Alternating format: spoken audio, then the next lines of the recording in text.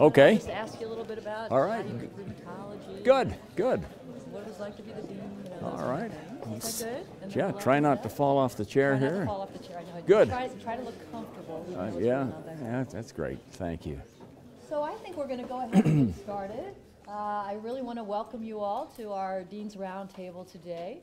We, as you all know, are so fortunate to have a really very, very special guest, President Cecil Samuelson. Despite the color of the tie, we know Cecil's blood really runs red because he was an undergraduate here at the University of Utah. He did a master's in educational psychology here, and then, of course, was a medical student here at the university. He then went on to Duke to do a residency, do training in rheumatology, and came back here to the U, was on the faculty for many years.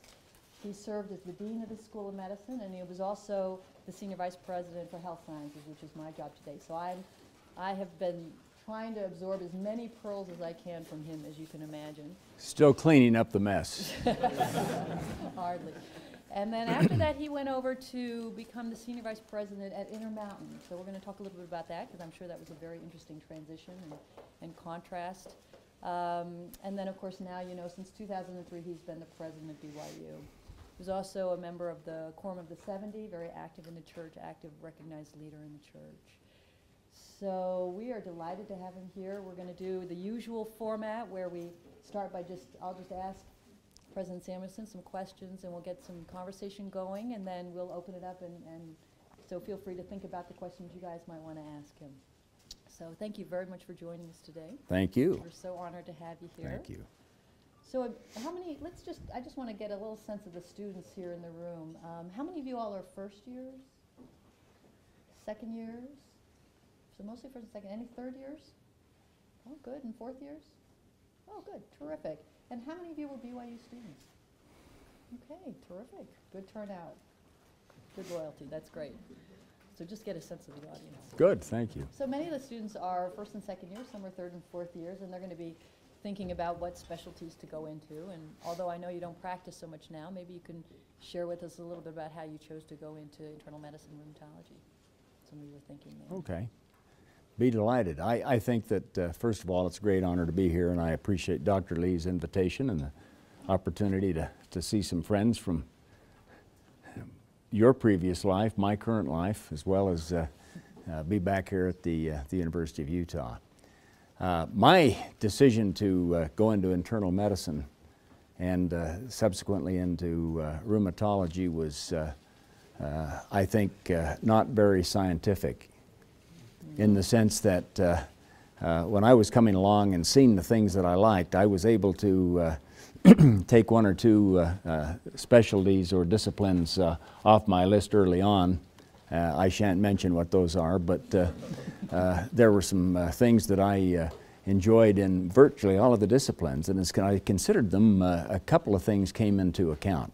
Probably the most important was the influence of key faculty members, who I admired not only for their medical expertise and acumen and their clinical skills, but also their research abilities, but particularly for the kind of people that they were.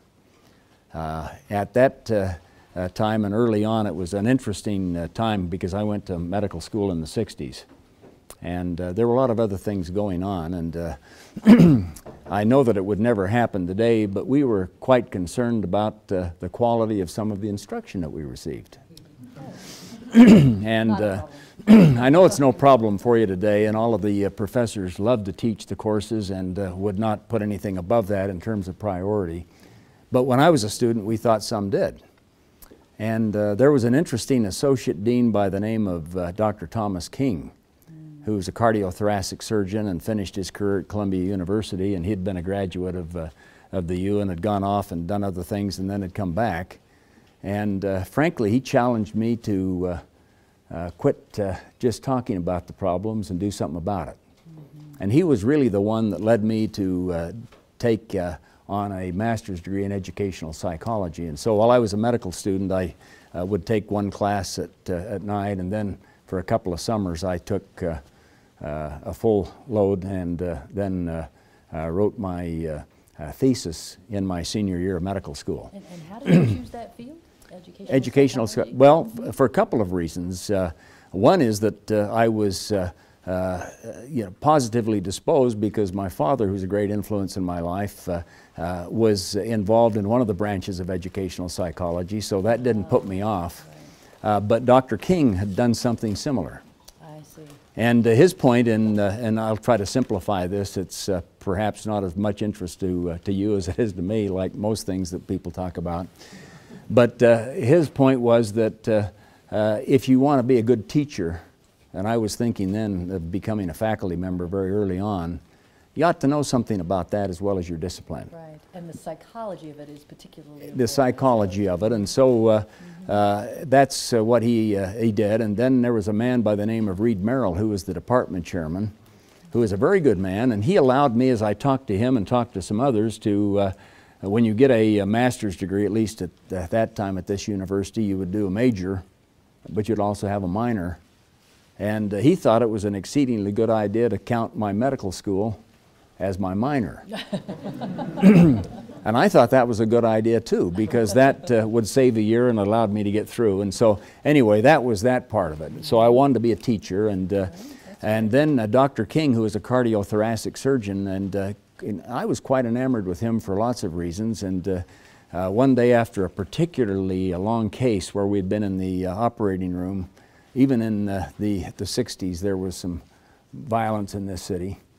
And I'll never forget it. We operated on he operated, I watched and mainly retracted, just to be very clear. Wasn't licensed, don't anybody turn me in. But doing what students are allowed to do, very interested. We had a young man that had been shot, I think in a drive-by shooting. And he had a couple of through-and-through wounds, but one of them was right through his liver, and so used about 30 or 40 units of blood, and it was quite an exciting thing. And as we left and were exhausted, I said to Dr. King, you know, this might be something I'd like to do, because I like to do most everything that I did. And he said something that caused me to think. He said, if you do this, you ought to forget about doing anything else.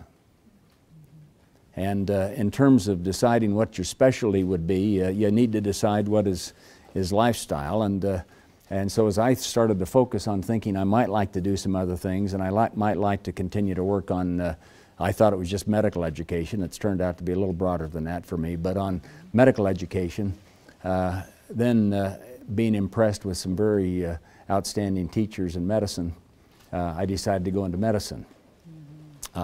I had an early dilemma because one of the first research experiences I had as an undergraduate was in cardiology with Dr. Hiroshi Koide, who was a lifelong friend. Some of you may have heard that name. He and his wife just passed away in recent months. And he was a tremendous influence and a help and a good friend literally all the rest of his life. I talked with him on the phone just a short time before he died and so forth. And so trying to decide what I wanted to do, I was enamored with him and therefore cardiology, and also with rheumatology because of Dr. John R. Ward, the father of Dr. John H. Ward, that some of you know, who I think is our division chief in clinical cardiology. And for that reason, and they encouraged me to go to the best places I could, and as I looked at training programs that might be attractive, it turned out at that time, both in cardiology and rheumatology, Duke was a very good place. Yes. And so I went there, and while I was at Duke, I firmly decided that I'd do rheumatology. I was also aware that at that time there was only one rheumatologist in the Intermountain West, Dr. Ward here, and thought there might be a pretty good chance to get a job, which it may not be an issue with you now, but you'll be thinking about that in a few years.